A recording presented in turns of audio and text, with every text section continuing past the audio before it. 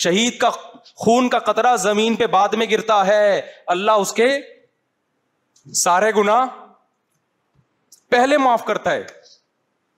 حدیث میں آتا ہے شہید قیامت کے دن لایا جائے گا، اس کے جسم سے خون بہ رہا ہوگا، لونہ لون دم، خون کا رنگ وہی ہوگا جو خون کا رنگ ہوا کرتا ہے، لیکن اس کی خوشبو مشک و عنبر سے زیادہ مہک رہی ہوگی. اور یہ تو ہم نے اپنی آنکھوں سے اپنے ناک سے دنیا میں سونگھی ہے شہید کے خون کی خوشبو. تو یاد رکھو جیسے شہداء کے فضائل ہیں، علماء کی فضیلت شہداء سے زیادہ ہے. کیوں؟ اس کی کیا دلیل ہے؟ قرآن نے 4 درجے بیان کیے ہیں، من النبیین والصدیقین والشہداء والصالحین. قرآن انعام یافتہ لوگوں میں 4 لوگوں کو شامل کرتا ہے. سب سے پہلے پیغمبر، کوئی عالم، کوئی شہید، کوئی بڑے سے بڑا بزرگ پیغمبر کی خاک کے برابر بھی نہیں ہو سکتا. اللہ نے نبیوں کے بعد صدیقین کا تذکرہ کیا. صدیق اس عالم کو کہتے ہیں جس کا عمل اس کے علم کے مطابق ہو. عالم بھی ضروری ہے. صدیق کا لفظی لغوی ترجمہ کیا ہے؟ سچا.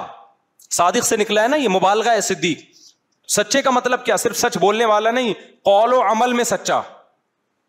یہ منافقت کی ضد ہے. قول و عمل میں کیا ہو؟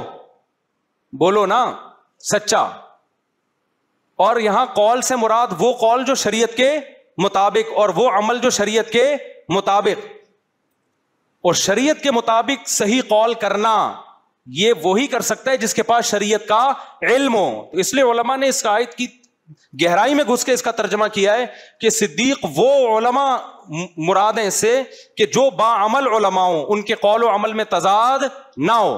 تو یہ دوسرا مقام انبیاء کے بعد سب سے بڑا کس کا ہے؟ علماء کا.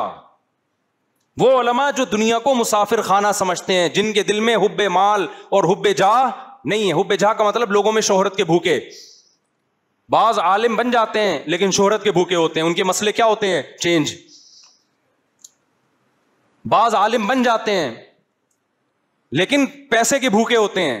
پیسوں کی خاطر مسئلے کیا ہو رہے ہوتے ہیں؟ چینج. یہ 2 چیزیں اس عالم کو متاثر نہ کریں.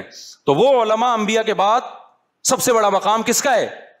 بول لو یار ان علماء کا ہے. اور آپ بڑے آرام سے اسکالر، یہ مولوی ایسے ہوتے ہیں. تو عالم ہت کو تو مولوی کہا جاتا ہے بھائی. سبھی کو لپیٹ رہے ہو آپ. اور پھر نتیجہ کیا نکلا؟ ان علماء کو برا کہہ کے کوئی پروفیسر غامدی صاحب کو کسی نے اپنا باپ بنایا ہوا ہے، مسائل پروفیسر غامدی صاحب سے پوچھ رہا ہے. کسی نے ڈاکٹروں کو اپنا امام بنایا ہوا ہے مسائل میں. کل وہ ایک صاحب نے عدالتی خلا سے متعلق کلپ بھیجا ایک وکیل صاحب کا کہ عدالتی خلا شرعاً معتبر ہے. وکیل صاحب نے قرآن و سنت کے دلائل دیے ہوئے تھے. میں نے کہا مجھے ایک بات بتاؤ، مجھے اس وکیل کو جواب دینے کی ضرورت نہیں ہے کیونکہ یہ عالم، بولو، اس نے پاکستانی لا تفصیل سے پڑھا ہے، شرعی لا اس نے تفصیل سے نہیں پڑھا. آیتیں تو وہ بھی کوٹ کر رہا تھا آیتیں. میں نے کہا یہ جو آیت کوٹ کر رہا ہے اس کا یہ مطلب ہے ہی نہیں. تو ساری دلیل ان وکیل صاحب کے اس پہ کہ وہ جو پاکستان چونکہ اسلامی ریاست ہے، اسلام کے خلاف کوئی قانون نہیں بن سکتا، لہذا جب کورٹ یہ فیصلہ کرے گی کہ یہ خلا معتبر ہے تو پھر کورٹ کو یہ حق ہے اور وہ اسلام کو ٹوپی ڈرامہ گھما گے نا. اگر اس عدالتی خلا کو معتبر مان لیں تو girl friend boy friend system اور نکاح میں کوئی فرق رہے گا ہی نہیں. گرل فرینڈ بوائے فرینڈ میں بھی جب چاہے دونوں میں سے کوئی ایک بریک اپ کر لے، اور عدالتی خلا میں بھی جب چاہے بیوی جا کے طلاق لے لے، تو یہ دونوں ایک میوچل انڈرسٹینڈنگ سے رہ رہے ہیں. کوئی فرق بچا؟ بولو نا. کچھ بھی نہیں. تو نکاح اور گرل فرینڈ بوائے فرینڈ ایک ہی چیز بن گئے پھر تو میں نے ان سے کہا کہ کیوں میں اس میں اپنا سر ضائع کروں یار. تو کہہ رہے نہیں یہ انگلش بھی جانتے ہیں، ان کی تحقیق انگلش میں ہے، انگلش میں جو مرضی پھینک دو، پبلک کہتی ہے پڑھا لکھا آدمی ہے. سمجھ رہے ہو کہ نہیں سمجھ رہے؟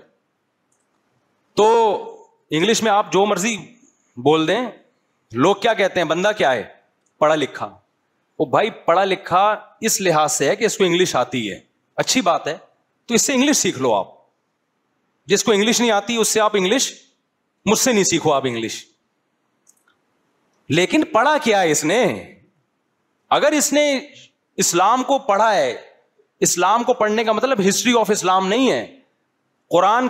سب سے پہلے اس نے عربی سیکھی ہے کہ نہیں سیکھی ہے؟ کیونکہ ہمارے سارے اسلامی علوم کس زبان میں ہیں؟ عربی میں ہیں. آج کے بڑے بڑے اسکالرز آپ مجھے ان کے سامنے بٹھا دیں, اللہ کی قسم بہت سارے اسکالر عربی کی ایک عبارت پڑھ نہیں سکتے, ترجمہ کر نہیں سکتے جب تک کوئی رٹا رٹائے ترجمہ ان کو بتائے نہیں, اور وہ تحقیقات پیش کر رہے ہیں مسائل کی جو ترجمہ نہیں کر سکتے. تو بتاؤ یہ قرب قیامت ہے یا نہیں ہے؟ رسول اللہ صلی اللہ علیہ وسلم نے فرمایا, ان اللہ, بخاری مسلم کی حدیث ہے, ان اللہ لا يقبض العلم انتزاعا من صدور العلماء, اللہ علم کو علماء کے سینوں سے نہیں اٹھائے گا کہ علماء کے پاس علم ختم ہو جائے, ولکن يقبض بقبض العلماء, علماء کو اٹھانا شروع کرے گا اللہ تعالیٰ. علماء آہستہ آہستہ مارکیٹ سے شارٹ. پھر نتیجہ کیا نکلے گا؟ فَإِذَا لَمْ يَبْقَ عَالِمٌ, جب علماء ختم ہونا شروع ہو جائیں گے, اتخذ الناس جہالا رؤوسا, لوگ جاہلوں کو اپنا سردار بنائیں گے.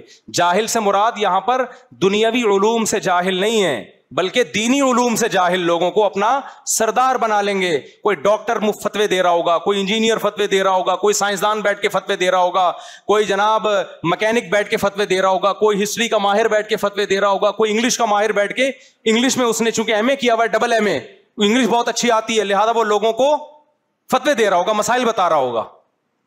نہیں آئی بات میرا خیال ہے سمجھ میں؟ یہ حدیث کے الفاظ ہیں. لوگ جاہلوں کو, جاہل سے مراد کیا ہے؟ دین کے علم میں فارغ ہوں گے, وہ ان کو اپنا سردار بنائیں گے. پھر کیا ہوگا؟ فَأَفْتَوْا بِغَيْرِ عِلْمٍ, دین کا علم ان کے پاس نہیں ہوگا لیکن وہ لوگوں کو فتویٰ دیں گے. فَضَلُّوا, خود بھی گمراہ ہوں گے, وَأَضَلُّوا, اور لوگوں کو بھی گمراہ کریں گے. تو ریسرچ پیپر میرے بھائی یا ریسرچ نام پہ ہی گمراہ کریں گے وہ, کیونکہ لوگوں میں اس ریسرچ کو سمجھنے کی صلاحیت نہیں ہوگی. ایسے تھوڑی لوگ ان کی بات پہ یقین, لوگ کہیں گے دلیل سے بات کر رہے ہیں, حالانکہ وہ دلیل نہیں ہوگی, وہ لفاظی ہوگی. تو اس حدیث سے کیا پتہ چلتا ہے کہ فالو کس کو کرنا ہے؟ یہ بخاری مسلم کی حدیث ہے. اس سے کیا پتہ چلتا ہے فالو کس کو کرنا ہے؟ ڈاکٹروں کو فالو کرنا ہے, علماء کو. یہ بخاری مسلم کی حدیث ہے کہ علماء ختم ہوں گے جس کا وبال آئے گا کہ لوگ جاہلوں کو فالو کرنا شروع کریں گے. اس سے صاف پتہ چلتا ہے رسول اللہ صلی اللہ علیہ وسلم دین کے علم کے معاملے میں آپ کو ڈاکٹروں کی اتباع سے منع کر رہے ہیں. یہ پتہ چلتا ہے کہ نہیں پتہ چلتا؟ کس کو فالو کرنے کا حکم دے رہے ہیں نبی صلی اللہ علیہ وسلم؟ علماء کو.